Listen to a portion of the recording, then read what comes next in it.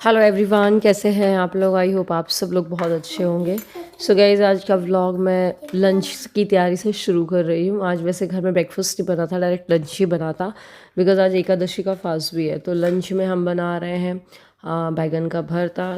तो बस बैगन को भून लिया था हम लोगों ने, और प्याज और लहसुन को फ्राई करने के बाद उसमें टमाटो डाल के बनाएंगे। और साथ में मैंने चाय भी पकने के लिए रख दी है। और ये देखिए रायता भी बना दिया स्मूली ने। तो मैं और स्मूली बस लग जाते हैं किचन में, फटाफट ये काम निपट जाता है। मतलब पहले जो काम 1 घंटे में होता था वो आधे घंटे में होता है। थोड़ा सा कसूरी मेथी भी डाल दिया है। बैगन भरते में कसूरी मेथी डालो या बैगन की कोई भी सब्ज़ी में तो टेस्ट अच्छा आता है। और बस लास्ट में थोड़ा सा गरम मसाला डाल देंगे, बन जाएगा भरता। फिर यहाँ पर मैंने आज ना सुबह नन्नू को लंच बॉक्स में भिंडी की सब्ज़ी बनाई थी। तो फटाफट सिद्धि के लिए पराठा सेक करके लेकर के आई।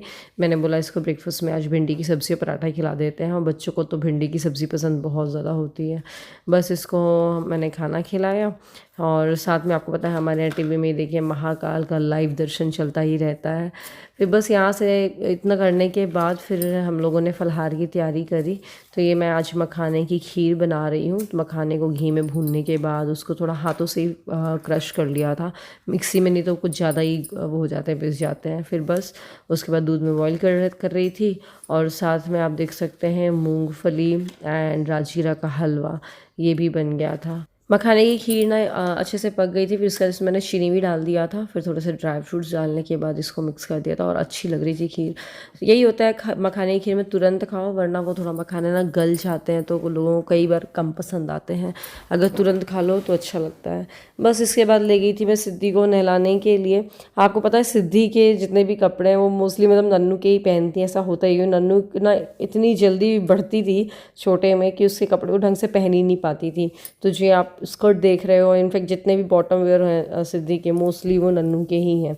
और टॉप वगैरह ज़रूर से नए लेते हैं, लेकिन हाँ ये लगता है कि ठीक है वैसी जीन्स तो आना है जैसे नन्नू के रखे हुए हैं। अगर लेने भी चाहेंगे तो कुछ ज़रूर ले लेती हूँ जब ज़रूरत पड़ती है, तो अदरवाइज़ वो नन्नू की पहनती है। और ये सिद्धि को क्लिप लगा दिया है यार। इसके बाद मैं आपको मिल रही हूँ शाम को। अभी मैंने एक वीडियो एडिट किया और उसको शेड्यूल कर दिया, तो आपको मिल जाएगी रात को 9 बजे। तो जो लोग चैनल को सब्सक्राइब नहीं किए हैं तो कर सकते हैं, रात को 9 बजे मैं वीडियो पोस्ट करती हूँ। बस अपने फेस को वॉश करने के बाद इसको मॉइस्चराइज़ करूँगी। तो मैं यूज़ कर रही हूँ मामा अर्थ का aloe refresh hydrating light gel moisturiser. It is a natural moisturiser that gives you long lasting non sticky hydration. आपको पता है जो रेगुलर एलोवेरा जेल होते हैं उनसे 6 टाइम्स ज़्यादा हाइड्रेशन देता है। इसमें एलोवेरा जेल तो है ही, साथ में हियालुरोनिक एसिड भी मिला हुआ है। एलोवेरा आपके स्किन को सूद करता है और जो हियालुरोनिक एसिड है वो आपकी स्किन को हाइड्रेट रखता है। साथ ही it is free of harmful chemicals, parabens, mineral oils या सिलिकॉन्स, कुछ भी इसमें नहीं है। मोस्ट एलोवेरा जेल या मॉइस्चराइजर जो होते हैं वो स्टिकी होते हैं, ग्रीसी फील होता है उनसे, बट इट ऑफर्स हाइड्रेशन। सो अभी समर के लिए तो बेस्ट है, आप इसको अपने स्किन केयर रूटीन में इंक्लूड कर सकते हो। आप चाहे तो मामा अर्थ को अपना सजेशन भी दे सकते हैं regarding any product, and they have improve their onion shampoo based on your suggestion, and they are always upgrading their product. Search करते हैं, वो इनोवेशन करते हैं प्रोडक्ट की बेटर क्वालिटी के लिए। So the link of this aloe vera gel is available in description. Products are available on Amazon, Nykaa, Flipkart, Purple, mama.in, Mamaearth app and stores near you.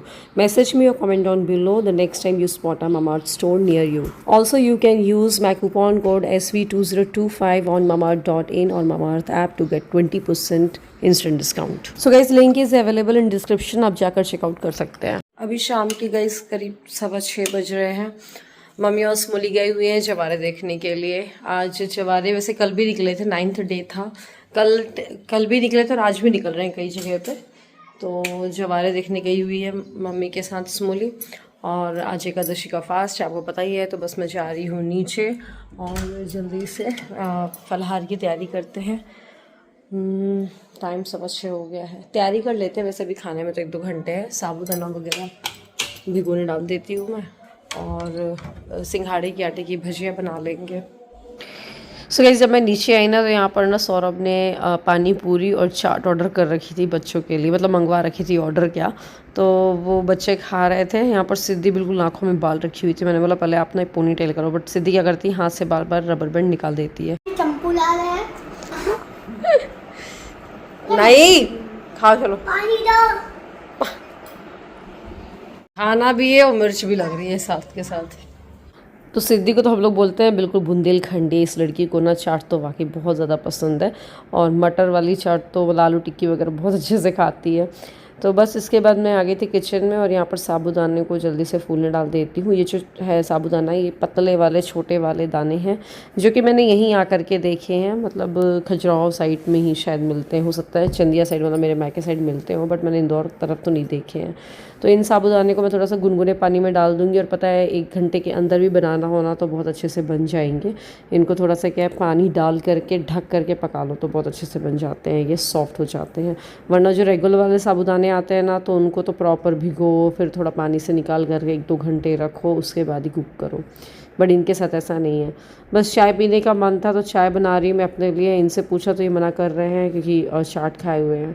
फिर इतने में बस मैं चाय बनाकर फ्री हुई थी, मम्मी लोग आ गए थे तो फटाफट फिर मैंने फलाहारी बना दिया था। मम्मी ने बोला सुनो भूख लग रही है, मैंने बोला फलाहारी की पूरी तैयारी है, चलो बना लेते हैं। तो ये देखिए साबूदाने की खिचड़ी बना दी है, भजिया बना दी है, मम्मी की प्लेट लगा दी थी। इसी बीच स्मोली भी पूजा वगैरह कर रही थी, वो शाम की दिया बाती वगैरह जो होती है। बस मम्मी की प्लेट लगाई, फिर मैं भी खाने बैठी, और ऐसे करते करते 7:30-8 बज गई थी। बस फिर मैं आपको मिल रही हूँ अगले दिन। तो मैं यहाँ के पर नन्नू के लिए लंच बॉक्स तैयार कर रही थी, टिफ़िन उसका। तो मैंने सोचा चलो उसको आलू के पराठे रख देते हैं आज। तो फटाफट सुबह उठ करके मसाला बनाया। अभी समर की वजह से गर्मी बहुत ज़्यादा पड़ रही है ना, तो बच्चे 2-2:30 बजे आते थे तो बहुत लेट हो जाता था। अब नन्नू की जल्दी स्कूल की छुट्टी हो जाएगी, लेकिन स्कूल बहुत जल्दी लगने लग गए हैं, तो बस इस वजह से आज जल्दी उठ करके पराठे बनाया मैंने। मसाला आलू बॉईल करके ही मैं सो गई थी। सुबह से बॉईल करो, फिर वो जल्दबाजी में कभी कच्चे रह जाते हैं, तो रात को ही हमने बॉईल कर दिया था, और सुबह उठ करके आटा गूँथा और मसाला बनाया। आटा वगैरह हम कभी भी रात को गूँथ करके फ्रिज में नहीं रखते हैं, हम फ्रेश आटा ही गूँथते हैं। मैंने तो आज आलू के पराठे रखे नन्नू को। आप बताइएगा आप लोगों ने अपने बच्चों के टिफ़िन में आज क्या रखा है। ये आज का ही क्लिप है जब ये वीडियो आपको मिलेगा। ये अपने आप में ही बड़ा काम है ये सोचना कि बच्चे के टिफ़िन में क्या रखना है। सच में हर रोज़ मतलब रात को ये टेंशन होती है कल क्या बनाना है, और सोच करके नहीं सो तो फिर तो सुबह समझ लो बस छूटनी ही है। एनीवे अब आजकल ऐसा होता है ना, नेक्स्ट सेशन स्टार्ट हो जाता है अप्रैल में से। अप्रैल में ही हमारे टाइम पे ऐसा होता था कि अप्रैल में एग्ज़ाम्स होते थे 15 अप्रैल तक की, और कई बार जल्दी भी हो जाते थे, और पूरा मई पूरा जून छुट्टी का मिलता था बढ़िया। जुलाई से फिर लगते थे स्कूल्स। क्या दिन थे यार वो भी, सच में ना मुझे तो कई बार याद आ जाते हैं। एनीवे तो नन्नू को भेज करके घर की क्लीनिंग भी कर ली थी। ब्रेकफास्ट के लिए कुछ पराठे ही बना के रख लिए थे। दिखा रहा सीधी अपना फेस, देखो लाल लाल हो गए पूरे चीक्स। दिखाओ। दिखाओ क्या, देखो जाके मिरर में। मैं फोन में नहीं दिखा रही। सूखे अच्छे से गेहूँ। हाँ सूखा 3 दिन की उगा डाले। मम्मी से कह रहे थे कि आ जाते धो लेंगे तो 2 के डाल देते 2-3 दिन में और सूख जाते। कल अपन धो के डाल देंगे बाकी के, कल डाल देंगे धो के बाकी के। सुकर कितने भी ना आज ही बोल रही हो आप, आज भी डाल सकते हैं। डाल देते 4 बोरी है। हाँ जल्दी हो जाता। और पता भैया लोग भी यहीं पे ही हैं। भैया लोग भी यहीं पे है, दियो तो बोरी कटनी। देखो वो चप्पल से डाल रही है, उसी को फिर खाएंगे सब। हट चावल हटाओ, चप्पल हटाओ वहाँ से। गाइस आप में से काफ़ी लोगों को ये मतलब अजीब लगा कि हम लोग गेहूँ धो करके स्टोर करते हैं, तो इसमें कोई नई बात नहीं है हमारे लिए, क्योंकि हमारे मायके में भी ऐसा करते हैं। इनफैक्ट यहाँ पर हर घर में इनको धोया जाता है, फिर इसे सुखाया जाता है, और फिर इसको ना बड़े बड़े जो क्या बोलना चाहिए टंकी होती है उसमें स्टोर कर लेते हैं। स्टील की टंकियों में भी आपको दिखाएंगे। अभी तो इस यहाँ पर बोरे में इसलिए रख रहे हैं ताकि इसको नीचे आराम से ले जाएँ, फिर नीचे ले जा करके इसको हम ट्रंक में डाल देंगे। तो ऐसे हर जगह स्टोर करते हैं। फिर जब इसको ना आटा पिसाना होगा, जब गेहूं को पिसाना होगा, तो अब क्या करेंगे कि जैसे 10-10 किलो निकाल करके उसको बीनेंगे, चालेंगे, जो कुछ भी होगा उसमें बीनने लायक कचड़ा वगैरह वैसे होता नहीं है, बट अगर हुआ तो कंकड़ पत्थर जो कुछ भी, तो उसको हटाएंगे और फिर इसके बाद वो पीसने के लिए जाएगा। तो ऐसा ऑलमोस्ट हर घर में यही प्रोसीजर होता है इस साइड को, एमपी साइड को। और मुझे हम लोग को इनफैक्ट अजीब लगा कि आप लोग धो करके नहीं रखते हो। राइस और दाल ऐसा होता है कि हम कुक करते वक्त उसको धोते ही हैं, तो उसमें सच कुछ नहीं होता। बट आटा तो फिर वो मतलब गेहूँ नहीं धोगे तो फिर वो बिना धुले आपको पिसाना पड़ेगा, राइट, गेहूँ को। तो बस यहाँ पर हम तो कर ही रहे हैं, साथ में सिद्धि भी लगी हुई है। वो छोटी सी टोकरी ले ली मुझसे और उसमें वो भर भर के देती जा रही थी। बच्चों को भी ना कितना मज़ा आता ना ये फालतू के कामों में। अभी नन्नू तो ट्यूशन पढ़ रही है, वरना तो वो भी अलग आ जाती। और जिस दिन हम धो रहे थे ना, उस दिन सिद्धि किरण के पास थी, किरण के रूम में थी छुटकी के साथ, तो किरण के साथ थी इसलिए पता नहीं चल पाया, वरना वो धोने भी आती अपने। सिद्धि पढ़ाई वढ़ाई नहीं करना क्या, यही काम सीखो आप तो। पढ़ाई वढ़ाई क्या करना करके, नहीं नहीं नहीं ये चूल्हा चौका बर्तन क्या करना पढ़ाई करके, है ना सिद्धि। पढ़ाई नहीं करोगी ना? जाऊंगी तब पढ़ूंगी मैं। सीधी देख इधर, पढ़ाई नहीं करोगी ना? करोगी? बली होके करूंगी। बोल रही बड़ी होके करूंगी। बड़ी अब कितनी बड़ी होगी? हो तो गई बड़ी। सब बोल रहे हैं आपको व्लॉग में कि ये गधी लड़की स्कूल नहीं जाती है, गंदू लड़की है। पढ़ाई किया करो, अब आप बड़ी तो हो गई हो। कह रहे कि नहीं नहीं अभी तो मैं छोटी हूँ। लाओ भाई आई से टुकड़ी तो भर दी है। ये घर के काम पे तो नहीं पड़ रहे ना लड़की।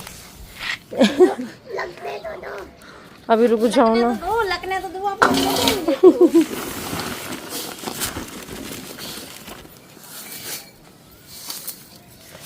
एक ही बसा पाना रूपा दीदी उसमें, एक ही बसा पाना है ना, बोरा लाना पड़ेगा।